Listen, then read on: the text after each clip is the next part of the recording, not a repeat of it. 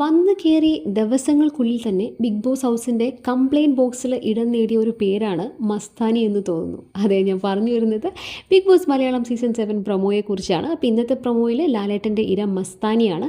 Complaint box പൊട്ടിച്ചെന്നാണ് തോന്നുന്നത്. അപ്പോൾ അതിൽ ഏറ്റവും കൂടുതൽ പരാതി ലഭിച്ചിരിക്കുന്നത് മസ്താനിക്കാണെന്നും ലാലേട്ടൻ പറയുന്നുണ്ട്.